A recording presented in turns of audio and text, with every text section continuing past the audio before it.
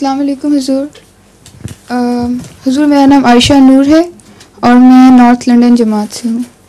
हुजूर मेरा सवाल ये है कि क्या रसूल के लिए ज़रूरी नहीं है कि वो एक नई शरीयत लेके आए?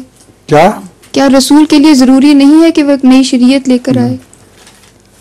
तो हज़रत मसीह मौद को हम रसूल कह सकते हैं? हम इस्लाम को रसूल कह सकते हैं जी। मगर आपने नई शरीयत तो नहीं लिखी हुई।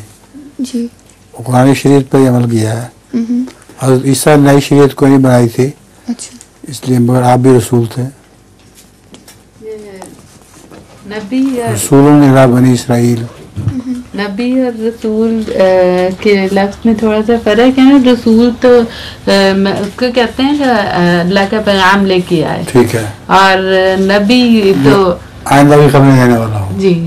तो हो सकता है कि रसूल जो है वो पैगाम लाना शरीयत ही मुराद हो अल्लाह की। और हम तो हज़रत मसीह मौद के नबी कहते हैं, रसूल तो नहीं हम कहते। रसूल भी कहते हैं। अच्छा, रसूल मुराद नहीं तुम कह रही हो, अल्लाह की तरफ से नुमाइंदा हो बस। अच्छा।